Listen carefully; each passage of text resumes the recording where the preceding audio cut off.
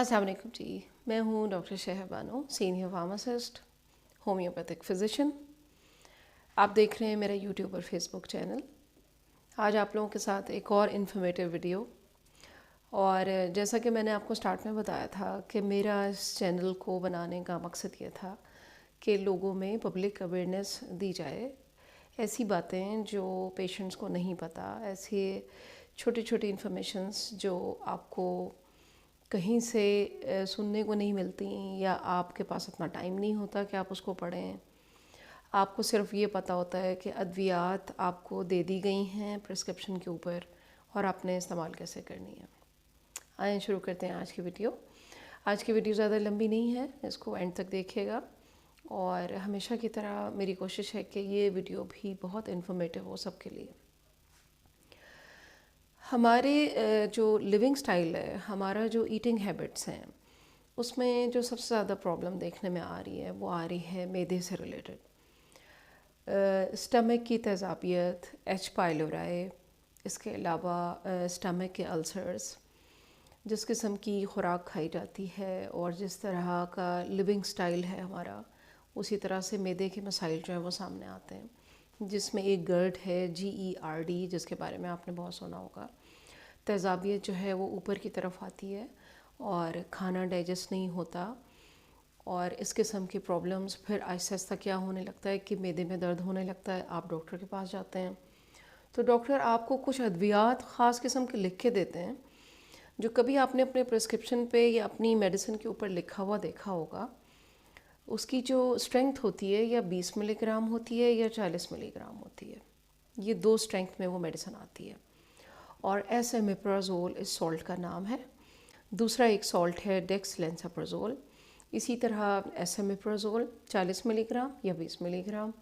आपको डॉक्टर ये कहते हैं कि आपने सुबह उठकर निहार मुँह इस कैप्सूल को लेना है और उसके आधे घंटे के बाद आपने नाश्ता करना है, ताकि आपके मैदे में जो एक्स्ट्रा तेज़ाबियत बन रही है वो आहिस्ता आहिस्ता कम होनी शुरू हो जाए, आपकी जो ख़ुराक है वो डाइजेस्ट होना शुरू हो जाए, और आपको जो ये जो अल्सरेटिव और एसिडिटी हो रही है ये ना हो। इन अद्वियात को मेडिकल की ज़बान में प्रोटॉन पंप इन्हिबिटर्स कहते हैं। Proton pump inhibitors, proton pump जो हैं वो अल्लाह ताला ने हमारे स्टमक के अंदर रखे हुए हैं, जो प्रोटॉन उसमें मॉलिक्यूल को रिलीज़ करते हैं और एसिड बनता है। वो तेज़ाब आपके मैदे में बनता रहता है, HCl जो कहलाता है, और वो एंजाइम्स के साथ मिलकर आपकी फ़ूड को डाइजेस्ट करने में हेल्प करता है। लेकिन जब इस तेज़ाब की मिक़दार बढ़ जाती है आपकी डाइट की वजह से या और कोई एक्स्ट्रा मेडिसिन लेने की वजह से, तो फिर डॉक्टर्स आपको रिकमेंड करते हैं कि एसएमिप्राज़ोल या डेक्सलेंसाप्राज़ोल इस किस्म की मेडिसिन होती हैं। अब होता क्या है, मैंने आपसे कुछ ऐसा एक्सपीरियंस शेयर करना है ताकि एक पब्लिक अवेयरनेस के तौर पर ये मेरा मैसेज आप सबको मिले। चूँकि मैं एक सीनियर फार्मासिस्ट हूँ, मैंने अपनी फार्मास्यूटिकल प्रैक्टिसेस में इसको देखा, मैंने ऑब्ज़र्व किया, और मैं चाहूँगी कि मेरी इस वीडियो को ज़्यादा से ज़्यादा आप शेयर करें ताकि मेरे जितने कलीग्स हैं, फार्मासिस्ट हैं, आम लोग हैं, इसको समझ पाएँ। डॉक्टर ने आपको प्रिस्क्रिप्शन दी थी 14 दिन की या 1 महीने की कि आपने एसएमिप्राज़ोल या डेक्सलेंसाप्राज़ोल आपने सुबह उठकर आपने ये इस तरह से खाना है और उसके आधे घंटे के बाद आपने नाश्ता कर लेना है। आपने क्या किया, आपने दोबारा जाके डॉक्टर को फॉलो अप ही नहीं किया, और आपने 1 महीना, 2 महीने, 3 महीने, 6 महीने मुस्तकिल आप उस एसएमिप्राज़ोल या डेक्सलेंसाप्राज़ोल या जो भी प्रोटॉन पंप इन्हिबिटर्स आपको दिए गए, आप वो इस्तेमाल कर रहे हैं, और वो आपके मैदे के लिए इतने नुकसानदेह हैं कि आप सोच भी नहीं सकते। उसकी वजह क्या है?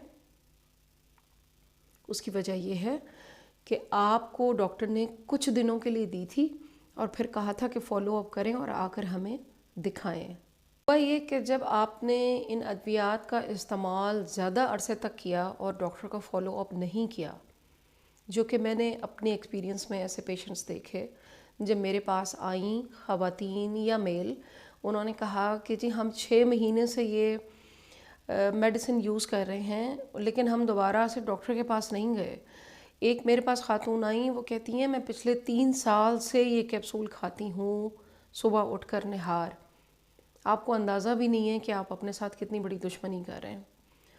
جب آپ اس میڈیسن کو غیر معینہ مدت کے لیے استعمال کرتے رہیں گے تو آپ کے معدے میں جو پی ایچ ایک ہوتی ہے نا، جو ایک پی ایچ درکار ہوتی ہے آپ کی خوراک کو ہضم کرنے کے لیے، وہ 1 سے 2 پی ایچ ہوتی ہے، ایسیڈک ہوتی ہے، تاکہ آپ کی خوراک، ہر طرح کی خوراک، فیٹ ہے اس میں، ویجیٹیبل ہوتی ہیں، میٹ ہوتا ہے، پروٹین ہوتا ہے، اس کو ڈائجسٹ کرنے میں تاکہ ہیلپ ہو سکے.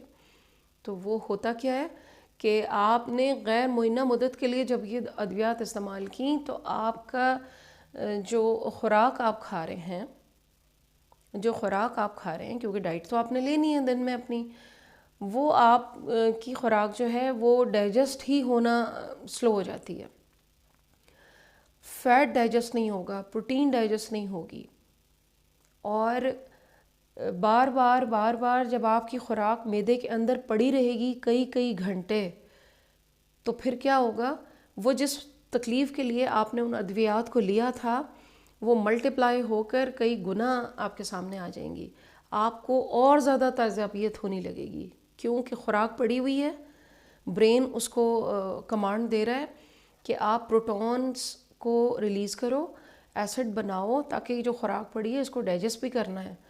وہاں سے کیا ہوگا، بدہضمی ہوگی، پھر دوبارہ اوپر آئے گا. آپ شکایت یہ کریں گے کہ جی میں تو 3 مہینے سے کھا رہی ہوں یا کھا رہا ہوں، لیکن یہ تو میرا معاملہ خراب ہو گیا.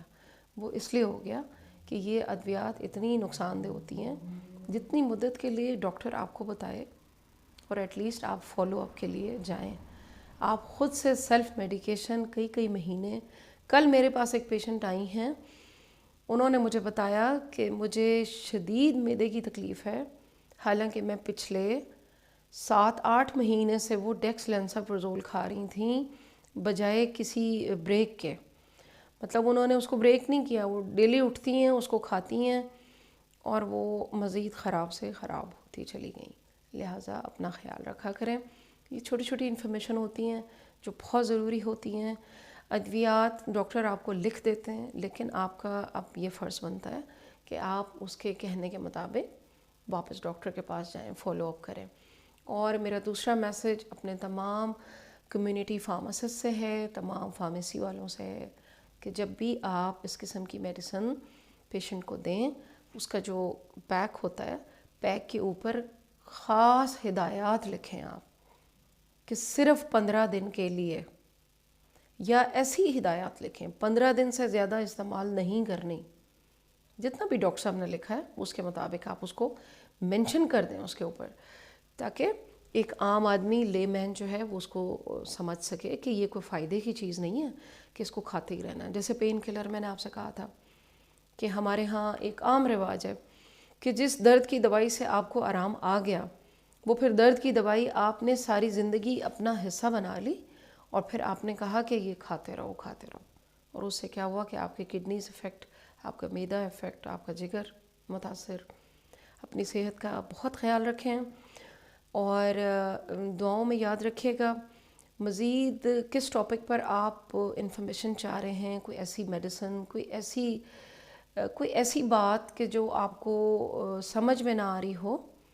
نارملی سوشل میڈیا پہ بہت کچھ ہمیں دیکھنے کو مل جاتا ہے، لیکن میں کوشش کروں گی کہ کچھ ایسی چیزیں آپ کے ساتھ شیئر کروں جو میڈیسن سے ریلیٹڈ بھی ہوں اور ہیلتھ سے ریلیٹڈ انفارمیشن بھی ہوں.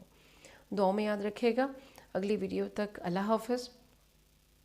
Thank you very much.